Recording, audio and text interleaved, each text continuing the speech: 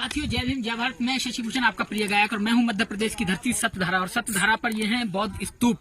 और आप यकीन मानिए, भारत देश की आजादी के बाद और आजादी से पहले भी इतने दिन गुजरने के बाद हम चंद्रयान पर पहुंचे हैं। चंद्रयान पर हमारा यान पहुंच चुका है, लैंडिंग कर चुका है। लेकिन भारत के लोग बौद्ध विरासत से अभी अनभिज्ञ हैं। मैं दिखाने जा रहा हूं और मैं दिखा रहा हूं मेरे पीछे जो चैत्य है, मेरे पास जो पीछे स्तूप है, उसके बारे में। भोपाल की धरती पर, भोपाल से 30 किलोमीटर दूर है, लेकिन भोपाल के लोग भी इससे अभिज्ञ हैं। अभी वो भी नहीं जानते कि सतधारा की धरती पर इतने बड़े बड़े बौद्ध स्तूप अभी चैत्य बने हुए हैं। तो मैं आज यहाँ आपको लेकर आया हूँ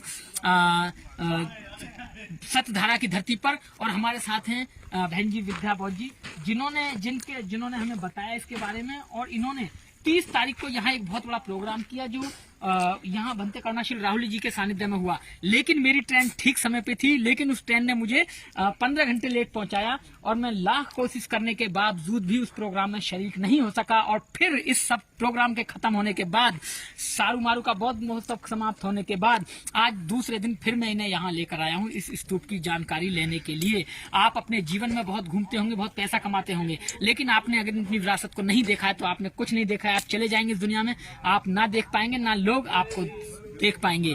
इसलिए आप अपने जीवन में अपनी विरासत को जरूर देखें, जरूर घूमने यहाँ आए बौद्ध विरासत। इसके बारे में बताइए कि ये जो स्तूप है, ये हम पहली बार देख रहे हैं, सांची का स्तूप। और हमारे उत्तर प्रदेश के जो स्तूप हैं उनके बारे में तो लोग बहुत जानते हैं, प्रचलित हैं, इतिहास में भी है सब कुछ।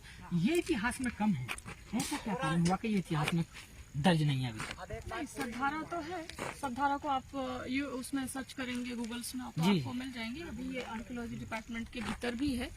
बाकी ये कहा जाए कि सम्राट अशोक ने जो खासकर ये रायसेन की जो जिले की धरती है, ये बौद्ध स्मारकों से, बौद्ध स्तूपों से इतना समृद्ध है कि कुछ कहा नहीं जाता। सांची ही नहीं, अभी हम सतधारा में उपस्थित हैं। यहाँ पर कुरेल खुर्द करके है, एक सोनारी है पास में स्थित। अभी लेट हो गया, नहीं तो अपन वहाँ भी चलते। ऐसे ही विशालकाय बड़े बड़े 2-3 हजार स्क्वायर फीट में बने हुए स्तूप है। और करीबन इसके अंदर 50 से 60 स्तूप मौजूद है, जो छोटे और बड़े की संख्या में।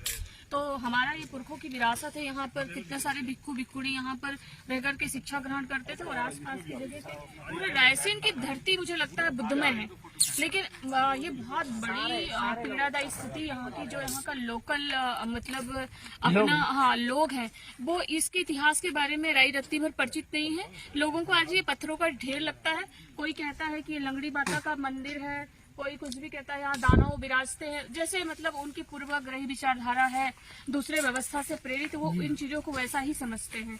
तो ये तो बुद्ध के इतिहास का बहुत बड़ा जीता जागता उदाहरण है। और ये पत्थर के पन्नों पे लिखा हुआ इतिहास है, छोटी मोटी बात नहीं है। कोई पढ़ने वाला बस इसको लिए चाहिए और श्रद्धा और भावना चाहिए इसके लिए। अब मैं ये गुजारिश करूंगा कि आप बौद्ध दुनियाई हैं, आपने बौद्ध धरतियों को घूमा है, आपने बौद्ध जो जगह है उनको घूमा है, लेकिन मैं दावे के साथ कह सकता हूँ कि आपने इस स्तूप को नहीं देखा होगा। आप जब भी मध्य प्रदेश आए और मध्य प्रदेश की राजधानी भोपाल के नजदीक आए, तो वहां से टैक्सी लें और कहें कि सतधारा जाना है। यहाँ से 30 किलोमीटर दूरी पे पड़ते हैं ये स्तूप है। यहाँ आके फोटो खिंचाएं और उनको लोगों को दिखाएं कि सतधारा में हमारे इतने बड़े बड़े स्तूप हैं।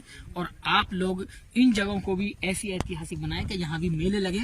और इसका जो कार्य है, मेले लगने का कार्य है, यहाँ चैत्य पूजा होने का जो कार्य है, भिक्षुओं का जो आने का कार्य है, वो बहन विद्या जी कर चुकी हैं 30 तारीख को। और यहाँ हर साल मैं भी आपसे वादा करता हूँ कि हर साल मैं यहाँ पहुंचूंगा। जब भी यहाँ फंक्शन होगा तो मैं यहाँ पहुंचूंगा, परिवार के साथ पहुंचूंगा, ज्यादा से ज्यादा लोगों को लेकर आऊंगा। इस बार भी बुलंदशहर से बहुत सारे लोग आए हैं, आप जिनको मैं पहले आपको मिलवा चुका हूं। तो ज्यादा नहीं कहूंगा, बहुत बौद्ध विरासत है। बहुत मेरा जीवन बहुत छोटा पड़ गया है इन बौद्ध विरासतों को देखने के लिए, क्योंकि हालांकि मैं भारत के उत्तर प्रदेश और दिल्ली और अपना उत्तर प्रदेश में सारनाथ से लेके जितने भी हैं, लेकिन मध्य प्रदेश के इन स्तूपों को देखकर लगता है कि जीवन छोटा है, नहीं देख पाएंगे पूरे जीवन में। तो इसलिए जितना ज्यादा हो सके इन तक पहुंचे। एक शेर के साथ के गालिब का एक शेर था, गालिब का नहीं था, कि शेर कर दुनिया की गाफिल जिंदगानी फिर कहाँ, और जिंदगानी कर रही तो नौजवानी फिर कहाँ। हो सकता है कि इन चैत्यों को देखते देखते हम बुजुर्ग हो जाएं, और बुजुर्ग होने के बाद हम मर भी जाएं, लेकिन फिर भी हमसे 2-4 चैत्य जरूर छूट जाएंगे। इसलिए मैं तो कोशिश करूंगा कि अपने जीवन में कुछ ना ज्यादा से ज्यादा चैत्य देख सकूं।